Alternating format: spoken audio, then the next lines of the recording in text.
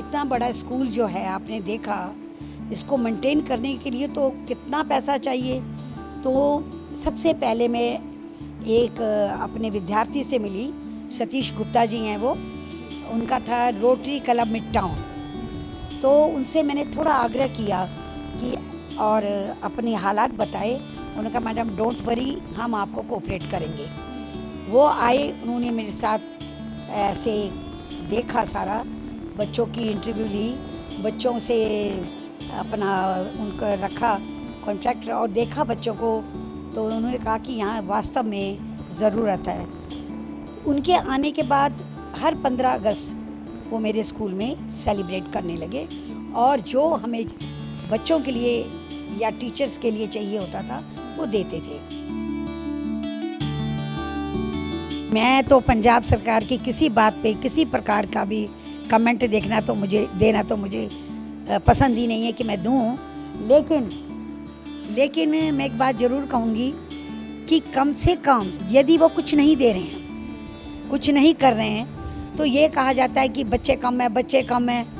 अब जब इन स्कूलों को कुछ भी नहीं मिल रहा, सरकारी स्कूल में इतना कुछ जा रहा है, तो ये तो निश्चित है कि बच्चे वहीं जाएंगे। लेकिन मेरा एक प्रश्न और भी है, सहूलतें देने के साथ साथ क्या कभी ये भी देखा जाए कि जहाँ पे सहूलतें नहीं मिल रही वो बच्चों को किस तरह से मैनेज कर रहे हैं, उनके बच्चे किस तरह से पढ़ रहे हैं और क्या कर रहे हैं और कैसे कर रहे हैं, अध्यापक कैसे पढ़ा रहे हैं।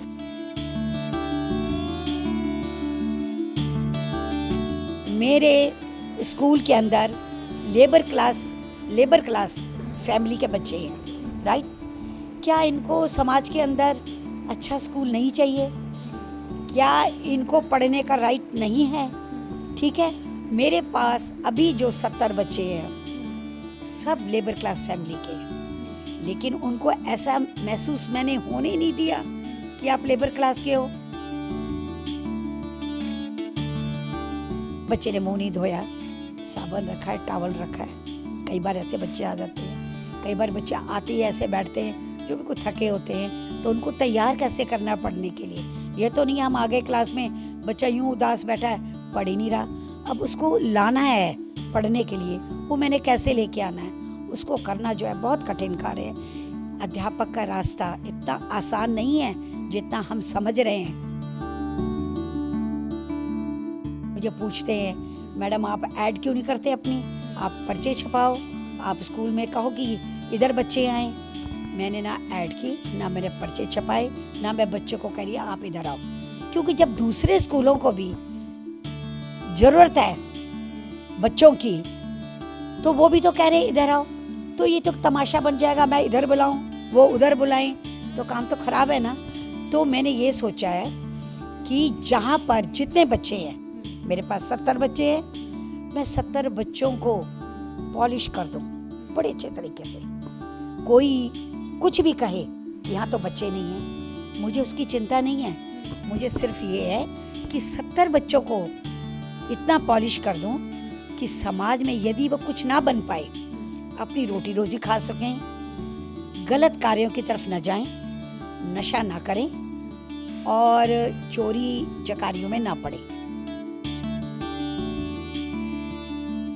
प्राइज लेना, अवार्ड लेना, एक दिन ले लिया, लेकिन सारी जिंदगी जिन बच्चों का भविष्य मैं बना दूंगी या उनको प्रयास करूंगी, अच्छा बच्चा बना के देश को दूंगी, वो आगे समाज में खुद सुधार करेंगे। तो सबसे बड़ा नेशनल अवार्ड यही है कि मेरे बच्चे मुझे प्रकाशित करेंगे कि हमें तो हमारे अध्यापक ने ये सिखाया। पूरे कोरोना काल में आज तक मैं स्कूल में रही हूँ। समर वेकेशन में मैं पूरे 2 बजे तक स्कूल में रही हूँ, क्योंकि कई बार बच्चों को कई काम होते हैं, मैंने कभी कोई छुट्टी नहीं की। ये मेरे सब जानते हैं, जो देखते हैं वो आते हैं। कई बच्चे 40 साल, कोई 35 साल पुराने, कोई रिकॉर्ड लेने आते हैं, कुछ आते हैं, तो वो लेते हैं, उनको मैं पूरी सेटिस्फाई करके भेजती हूँ।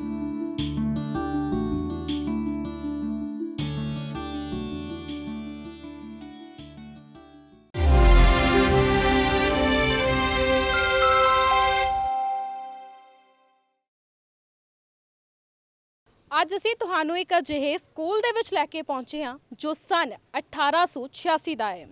ਇਸ ਸਕੂਲ ਦੀ ਸਭ ਤੋਂ ਵੱਡੀ ਖਾਸੀਅਤ ਇਹ ਹੈ ਕਿ ਇਸ ਸਕੂਲ ਨੂੰ ਇੱਕ ਟੀਚਰ ਦੇ ਵੱਲੋਂ ਚਲਾਇਆ ਜਾਂਦਾ ਹੈ ਜੋ ਖੁਦ ਰਿਟਾਇਰ ਹੋ ਚੁੱਕੇ ਨੇ ਤੇ ਪਿਛਲੇ 54 ਸਾਲ ਤੋਂ ਇਸ ਸਕੂਲ ਦੇ ਵਿੱਚ ਸੇਵਾਵਾਂ ਦੇ ਰਹੇ ਨੇ। ਇਸ ਸਕੂਲ ਦੀਆਂ ਤਸਵੀਰਾਂ ਤੁਹਾਡੇ ਰੂਬਰੂ ਕਰਾਂਗੇ, ਪਰ ਸਭ ਤੋਂ ਪਹਿਲਾਂ ਤੁਹਾਡੇ ਦਿਮਾਗ ਦੇ ਵਿੱਚ ਇਹ ਸਵਾਲ ਆ ਰਿਹਾ ਹੋਵੇਗਾ ਕਿ ਤੁਹਾਨੂੰ ਇਸ ਸਕੂਲ ਦੇ ਬਾਰੇ ਕਿਵੇਂ ਪਤਾ ਚੱਲਿਆ। ਤਾਂ ਤੁਹਾਨੂੰ ਦੱਸ ਦਈਏ ਕਿ ਮੈਂ ਆਪਣੇ ਫੋਨ ਦੇ ਵਿੱਚ ਵੀਡੀਓਜ਼ ਵੇਖ ਰਹੀ ਸੀ ਕਿ ਉਸੇ ਸਮੇਂ ਇੱਕ ਵੀਡੀਓ ਮੇਰੇ ਫੋਨ ਦੇ ਵਿੱਚ ਰੁਕੀ ਜਿਸ ਵਿੱਚ ਮੈਂ ਇਸ ਸਕੂਲ ਦੀਆਂ ਤਸਵੀਰਾਂ ਵੇਖੀਆਂ। ਮੇਰਾ ਵੀ ਮਨ ਹੋਇਆ ਕਿ ਇਸ ਸਕੂਲ ਦਾ ਦੌਰਾ ਕੀਤਾ ਜਾਵੇ ਤੇ ਨਾਲ ਹੀ ਦਰਸ਼ਕਾਂ ਨੂੰ ਦਿਖਾਇਆ ਜਾਵੇ ਕਿ ਇਸ ਸਕੂਲ ਦੇ ਵਿੱਚ ਕੀ ਖਾਸੀਅਤ ਹੈ ਜੋ ਇੰਨਾ ਪੁਰਾਣਾ ਸਕੂਲ ਹੈ। ਅੰਗਰੇਜ਼ਾਂ ਦੇ ਵੇਲੇ ਤੋਂ ਪਹਿਲਾਂ ਦਾ ਇਹ ਸਕੂਲ ਹੈ ਤੇ ਇਸ ਸਕੂਲ ਦੇ ਵਿੱਚ ਕਿਵੇਂ ਬੱਚਿਆਂ ਨੂੰ ਪੜ੍ਹਾਈ ਕਰਵਾਈ ਜਾਂਦੀ ਹੈ ਤੇ ਕਿਵੇਂ ਇੱਕ ਟੀਚਰ ਜੋ ਰਿਟਾਇਰ ਹੋ ਚੁੱਕੇ ਨੇ ਉਹ ਬੱਚਿਆਂ ਨੂੰ ਐਜੂਕੇਸ਼ਨ ਦੇ ਰਹੇ ਨੇ। ਸੋ ਤਸਵੀਰਾਂ ਵੇਖ ਸਕਦੇ ਹੋ ਉਸ ਸਕੂਲ ਦੀਆਂ ਜੋ ਸਨ 1886 ਦੇ ਸਕੂਲ ਬਣਿਆ ਹੋਇਆ ਹੈ। ਬੱਚੇ ਇਸ ਸਕੂਲ ਦੇ ਵਿੱਚ ਆ ਕੇ ਪੜ੍ਹਦੇ ਨੇ, ਪਰ ਜਿਸ ਤਰ੍ਹਾਂ ਦਾ ਸਟਰਕਚਰ ਨੂੰ ਮੇਨਟੇਨ ਕੀਤਾ ਗਿਆ ਹੈ, ਜਿਸ ਤਰ੍ਹਾਂ ਬਿਲਡਿੰਗ ਇੱਕਦਮ ਸਾਫ਼ ਸੁਥਰੀ ਹੈ, ਪਾਰਕ ਵੇਖ ਸਕਦੇ ਹੋ, ਗਾਰਡਨ ਵੇਖ ਸਕਦੇ ਹੋ, ਕਿਸੇ ਨੂੰ ਯਕੀਨ ਨਹੀਂ ਹੋਵੇਗਾ ਕਿ ਇਹ ਸਕੂਲ ਇੰਨਾ ਜ਼ਿਆਦਾ ਪੁਰਾਣਾ ਹੈ। ਪਰ ਤੁਹਾਨੂੰ ਦੱਸ ਦਈਏ ਕਿ ਸਨ 1886 ਦਾ ਇਹ ਸਕੂਲ ਹੈ।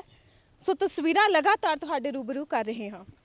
ਸੋ ਹੁਣ ਤੁਹਾਡੀ ਮੁਲਾਕਾਤ ਉਸ ਟੀਚਰ ਦੇ ਨਾਲ ਕਰਵਾਉਂਦੇ ਆ ਜੋ ਰਿਟਾਇਰ ਹੋਣ ਤੋਂ ਬਾਅਦ ਵੀ ਬੱਚਿਆਂ ਨੂੰ ਪੜ੍ਹਾ ਰਹੇ ਨੇ। ਪਿਛਲੇ 54 ਸਾਲ ਤੋਂ ਇਹ ਟੀਚਰ ਇਸ ਸਕੂਲ ਦੇ ਵਿੱਚ ਸੇਵਾਵਾਂ ਨਿਭਾ ਰਹੇ ਨੇ। ਸੋ ਗੱਲਬਾਤ ਕਰਦੇ ਆ, ਸਾਵਿਤਰੀ ਸ਼ਰਮਾ ਸਾਡੇ ਨਾਲ ਮੌਜੂਦ ਨੇ। ਉਹਨਾਂ ਦੇ ਕੋਲੋਂ ਜਾਣਨ ਦੀ ਕੋਸ਼ਿਸ਼ ਕਰਦੇ ਆ ਕਿ ਇਹ ਜੋ ਸਕੂਲ ਇੰਨਾ ਪੁਰਾਣਾ ਹੈ ਉਹ ਉਸ ਨੂੰ ਕਿਵੇਂ ਮੇਨਟੇਨ ਕਰਦੇ ਨੇ। सो मैम पहला तो स्वागत है थोड़ा साढ़े पंजाब न्यूज़। नमस्कार जी, बहुत बहुत स्वागत है आपका भी हमारे इस स्कूल के अंदर। आप आए हैं, बहुत अच्छा लगा है जी। हाँ जी मैम इन्ना पुराना स्कूल है, बहुत ज़्यादा पुराना स्कूल है, कल्ले तुसी चलाते हो किवें मेनटेन करते हो सारा कुछ? कल्ले की बात तो खैर नहीं कह सकते, सहयोग के साथ सब काम होते हैं। तो जैसे कि आपको पता है कि ये पंजाब गवर्नमेंट का एफिलिएटेड स्कूल है और यहाँ पर जितने भी अध्यापक बहुत ही इंटेलिजेंट और अच्छे अध्यापक थे। तो जब जैसे जैसे उनका कार्यकाल पूरा होता गया, वो रिटायरमेंट हो गई उनकी, रिटायर होने के बाद नई भर्तियाँ नहीं हुई तो उसमें हम कुछ नहीं कर सकते थे। लेकिन हमने ये सोचा कि जो रिटायर हो रहे हैं उनके साथ साथ कुछ अध्यापक तो रखने ही पड़ेंगे ना, कि कैसे हम इस संस्था को चलाएं। तो इसमें कुछ विषय ऐसे थे जो अध्यापक रखने के लिए जितना उनको पे करना है वो हम नहीं कर पा रहे थे। तो मेरे बच्चे जो आउटस्टैंडिंग बच्चे थे, मैं नहीं चाहती थी कि वे बच्चे ज़बरदस्ती उन विषयों को पढ़ें और उनका करियर जो है वो ख़राब हो। तो चले गए दूसरे स्कूलों में। तो उसके बाद हमने कुछ अध्यापक अपने रखे, तो वो जो है मेरे साथ सहयोग करते हैं। और सहयोग करने में जो सबसे बड़ा हाथ, जब मेरे को लगा कि ये समस्या तो बढ़ती जा रही है और अर्थव्यवस्था भी ठीक नहीं है, तो इतना बड़ा स्कूल जो है आपने देखा, इसको मेंटेन करने के लिए तो कितना पैसा चाहिए। तो सबसे पहले मैं एक अपने विद्यार्थी से मिली, सतीश गुप्ता जी हैं वो, उनका था रोटरी क्लब मिड टाउन। तो उनसे मैंने थोड़ा आग्रह किया कि और अपने हालात बताए। उन्होंने कहा मैडम डोंट वरी, हम आपको कोऑपरेट करेंगे।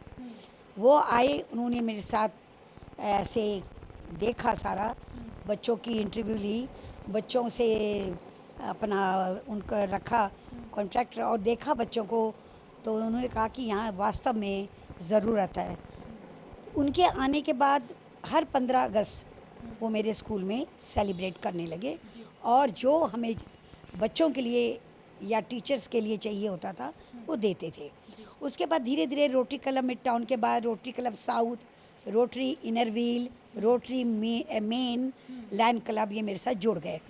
तो जब जब इनको हमने कुछ भी कहा है रिक्वायर, उन्होंने देखा भी है, जब जब उन्होंने उनको कहा कि भाई स्कूल के लिए चलाने के लिए मैं अकेले तो नहीं कर सकती, व्यवस्था कर सकती हूँ, बच्चों को देख सकती हूँ और अथक परिश्रम कर सकती हूँ, लेकिन ये अर्थव्यवस्था कहाँ जाएगी, क्या करूँ मैं।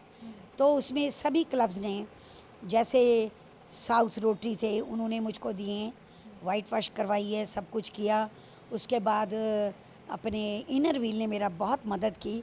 इनमें कुछ ऐसे सदस्य हैं जो कहते हैं नाम नहीं लेने, लेकिन इनर व्हील ने तो मेरे को बहुत साथ दिया और रोटी मिट्टाओं ने भी दिया। बाकी उन्हें जब मैं कहती हूँ तो मुझे देते हैं। और मेरे कुछ विद्यार्थी ऐसे हैं जो बहुत अच्छी पोस्ट पे लगे हैं। हर साल, एक साल कोई करता है, फिर वो बदल जाते हैं, फिर अगले साल कोई करता है तो फिर अगले साल बदल जाते हैं। और इसमें मैं सबसे ज़्यादा उस ईश्वर का धन्यवाद करती हूँ जो मेरे को हर साल कोई ना कोई विद्यार्थी जोड़ देते हैं, और इसी तरह से ये काम जो मेरा चलता है। ਮੈਮ ਇਸ ਸਕੂਲ ਦੇ ਵਿੱਚ ਕਿੰਨੇ ਕੁ ਵਿਦਿਆਰਥੀ ਆਉਂਦੇ ਨੇ, ਕਿਸ ਮੈਥਡ ਦੇ ਨਾਲ ਬੱਚਿਆਂ ਨੂੰ ਸਿੱਖਿਆ ਦਿੱਤੀ ਜਾਂਦੀ ਹੈ? देखिए जी, जब मैंने स्कूल ज्वाइन किया था तो उस समय तो मैं छोटी थी, लेकिन पढ़ाना और शिक्षा देना ये मेरा उद्देश्य था। तो मैंने ये सोचा कि बच्चों को केवल मात्र ये किताबी पढ़ाई पर कराकर कुछ बन नहीं रहा।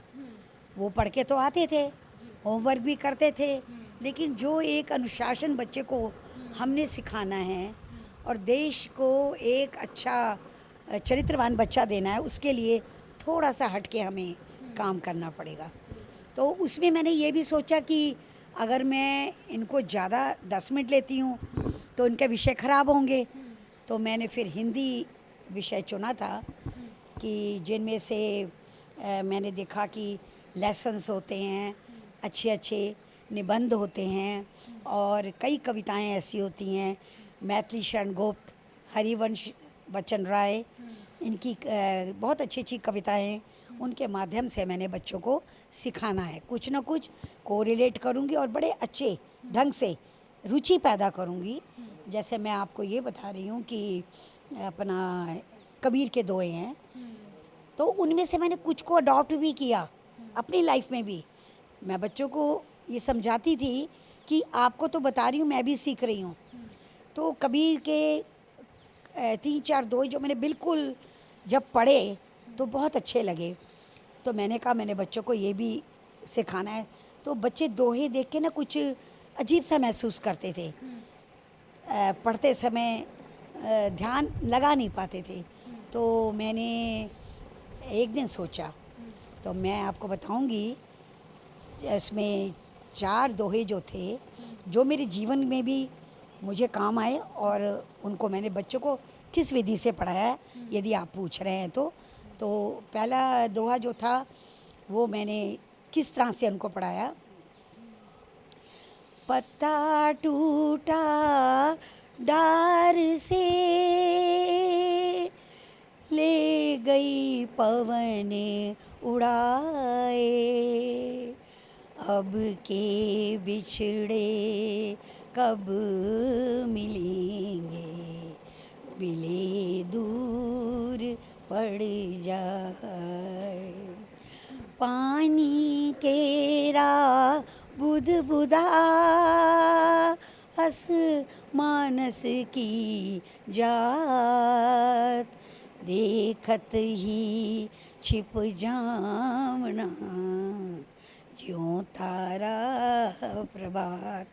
ऐसे तरीके से मैं धीरे धीरे बच्चों को कविताओं को और दोहों को पढ़ा के उनके हृदय को परिवर्तन करने की कोशिश करती थी, कि उनकी रुचि बनाती थी कि वो अच्छे तरीके से इसको समझें और अच्छे तरीके से इसको पढ़ें। तो ऐसे मैंने बच्चों को गाइड किया। ਮੈਮ ਇੱਕ ਪਾਸੇ ਪੰਜਾਬ ਦੀ ਮਾਨ ਸਰਕਾਰ ਦੀ ਗੱਲ ਕੀਤੀ ਜਾਵੇ ਤਾਂ ਉਹਨਾਂ ਵੱਲੋਂ ਆਖਿਆ ਜਾ ਰਿਹਾ ਹੈ ਕਿ ਪੰਜਾਬ ਦੇ ਸਕੂਲਾਂ ਨੂੰ ਦਿੱਲੀ ਦੀ ਤਰਜ਼ ਤੇ ਤਬਦੀਲ ਕੀਤਾ ਜਾਵੇਗਾ। ਇਸ ਸਕੂਲ ਦੇ ਵਿੱਚ ਕਿੰਨੀਆਂ ਕੁ ਸਹੂਲਤਾਂ ਮਿਲਦੀਆਂ ਨੇ, ਕਿੰਨੀਆਂ ਕੁ ਸਹੂਲਤਾਂ ਤੋਂ ਇਹ ਸਕੂਲ ਬਣ ਜਾਏ? भी मैं तो पंजाब सरकार की किसी बात पे किसी प्रकार का भी कमेंट देना तो मुझे पसंद ही नहीं है कि मैं दूं। लेकिन मैं एक बात ज़रूर कहूँगी कि कम से कम यदि वो कुछ नहीं दे रहे हैं, कुछ नहीं कर रहे हैं, तो ये कहा जाता है कि बच्चे कम हैं। अब जब इन स्कूलों को कुछ भी नहीं मिल रहा, सरकारी स्कूल में इतना कुछ जा रहा है, तो ये तो निश्चित है कि बच्चे वहीं जाएंगे। लेकिन मेरा एक प्रश्न और भी है। सहूलियतें देने के साथ साथ क्या कभी ये भी देखा जाए कि जहाँ पे सहूलियतें नहीं मिल रही वो बच्चों को किस तरह से मैनेज कर रहे हैं, उनके बच्चे किस तरह से पढ़ रहे हैं और क्या कर रहे हैं और कैसे कर रहे हैं, अध्यापक कैसे पढ़ा रहे हैं। हो सकता है कि ये छोटे बच्चे मेरे स्कूल के अंदर लेबर क्लास फैमिली के बच्चे हैं, राइट। क्या इनको समाज के अंदर अच्छा स्कूल नहीं चाहिए? क्या इनको पढ़ने का राइट नहीं है? ठीक है, मेरे पास अभी जो 70 बच्चे हैं सब लेबर क्लास फैमिली के हैं, लेकिन उनको ऐसा महसूस मैंने होने ही नहीं दिया कि आप लेबर क्लास के हो, आप पढ़ नहीं पा रहे, आपको कुछ नहीं आता। नो, बिल्कुल नहीं।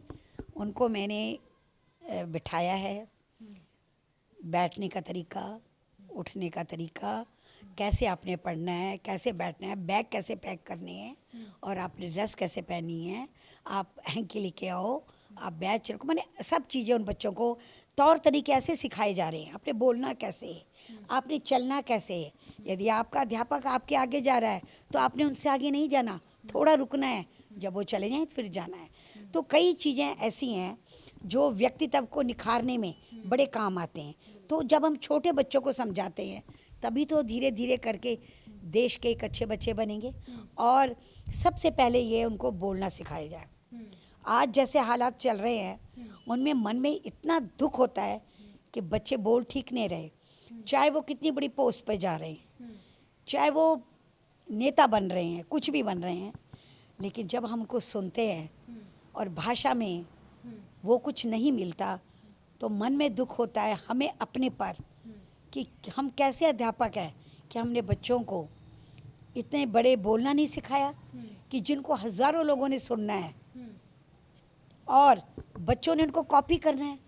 इतना हम नहीं सिखा पा रहे जितना हमारा टीवी सिखा रहा है। तो फिर उसमें हम क्या करें? उसके लिए हमारा कर्तव्य बनता है अध्यापकों का, और सभी अध्यापक प्रयास भी करते होंगे क्योंकि समाज में जितने भी अध्यापक हैं उनके लिए मेरा बहुत सम्मान है। मैं अध्यापक के नाम से ही सम्मान करती हूँ। यदि कहते हैं आजकल कई कार्य कहते हैं अध्यापक पढ़ाते क्या है, बड़ा दुख होता है कि अध्यापक पढ़ाते हैं किंतु सैलरी बड़ी है। भाई सैलरी उन्होंने तो नहीं मांगी ना, सैलरी तो दी गई है। और अध्यापक क्या पढ़ाते हैं? अरे क्लास में जाते हैं, कुछ तो करते होंगे, ऐसे तो नहीं है कि वैसे आ रहे हैं।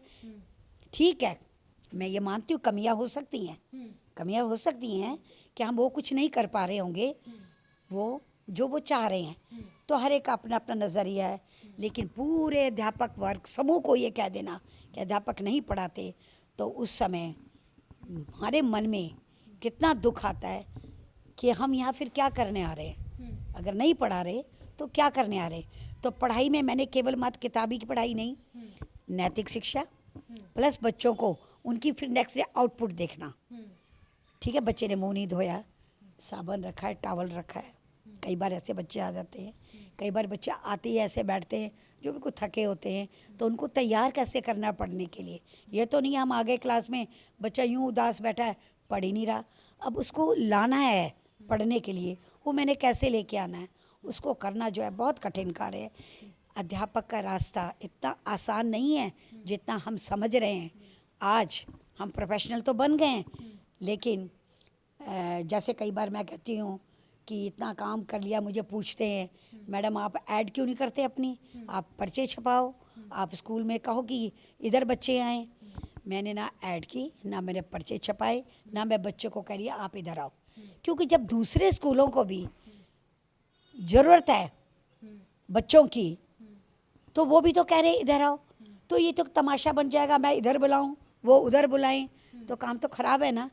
तो मैंने ये सोचा है कि जहाँ पर जितने बच्चे हैं, मेरे पास 70 बच्चे हैं, मैं 70 बच्चों को पॉलिश कर दूं बड़े अच्छे तरीके से।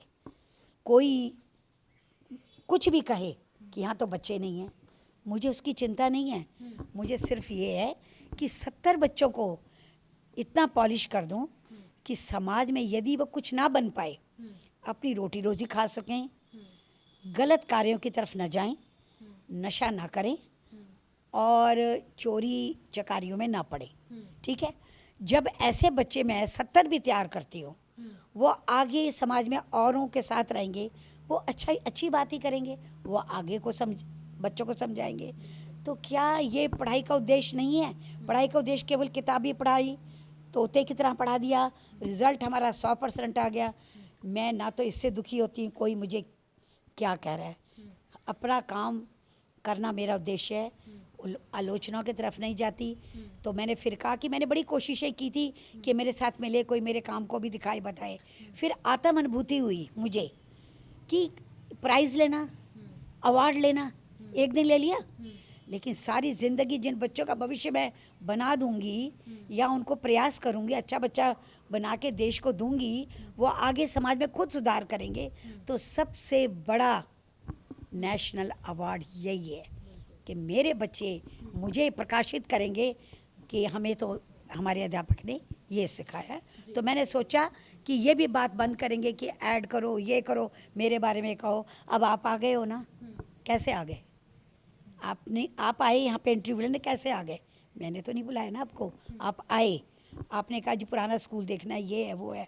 अब हमारे बारे में पूछ रहे हैं, जो भी मैं बता रही हूँ वो मैं एकदम सत्य बता रही हूँ, क्योंकि यहाँ बहुत लोग आते हैं, वो देख कर जाते हैं। यदि मैंने कहीं थोड़ा सा भी झूठ बोला तो मैं तो पकड़े जाऊँगी।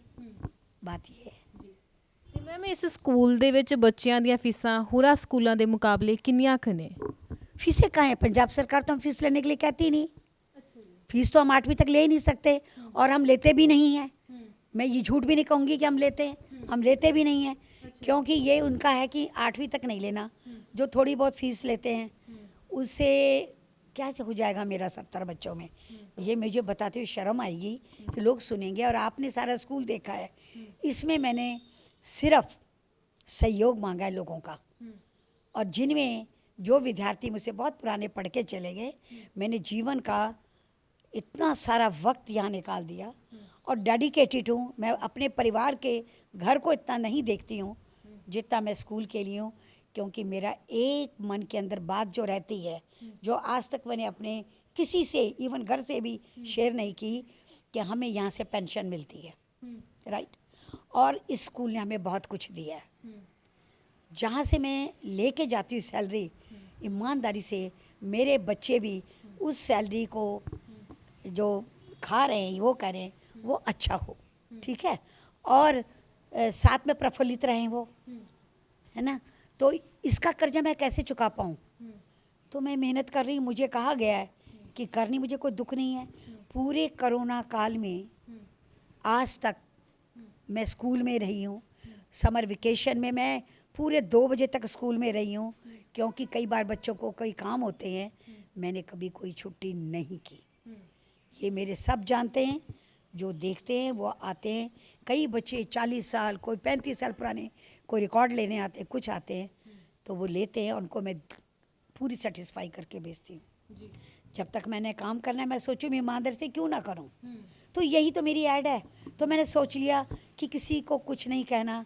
मेरे बच्चे जहाँ जहाँ समाज में जाएंगे वो अच्छा करेंगे, उन्हें मेरी याद आएगी, ये मेरा वार्ड है। ਮੈਮ 10ਵੀਂ ਤੱਕ ਸਕੂਲ ਹੈ, ਬੱਚਿਆਂ ਕੋਲੋਂ ਫੀਸਾਂ ਨਹੀਂ ਲੈਂਦੇ, ਤਾਂ ਫਿਰ ਤੁਸੀਂ ਪੂਰੇ ਸਕੂਲ ਦਾ ਖਰਚਾ ਕਿੱਥੋਂ ਕੱਢਦੇ ਹੋ? देखिए जी, मैंने आपको बताया है ना कि मेरे को क्लबों से सहयोग मिला, मैंने आपको बता दिया। मैं झूठ तो बोलूँगी नहीं, मैं अकेले कहाँ से कर सकती हूँ। मेरे रिलेटिव है, वो हैं मेरे साथ में, और जिनको हम एक बारी नहीं जोड़ते, बारी बारी, क्योंकि एक आदमी हमेशा तो दे नहीं सकता, है ना। तो उसी तरीके से हम थोड़ा थोड़ा थोड़ा करके सबसे सहयोग मांगते हैं, और वो मुझको सहयोग मिलता जा रहा है अभी तक। उसमें सबसे ज़्यादा मैं अपने परमपिता परमेश्वर का धन्यवाद करती हूँ। मेरी नज़र रहती है, कोई ना कोई आए, और रोज़ आते हैं। जो मैं कहती हूँ वो होता अभी तक तो चल रहा है। और इसके माध्यम से मैं कहूँगी कि यदि कोई ऐसा है कि देना चाह रहे हैं या सहयोग से जुड़ना चाहते हैं, वो आएँ, वो देखें कि भाई इतना बड़ा स्कूल मेंटेन आपने सारा देखा है, ये लाखों हज़ारों रुपए में होगा, पर हम कर रहे हैं, ये ईश्वर की दया है। बस इतनी बात मैं आपसे करना चाहती हूँ। ਬਹੁਤ ਬਹੁਤ ਧੰਨਵਾਦ ਮੈਮ।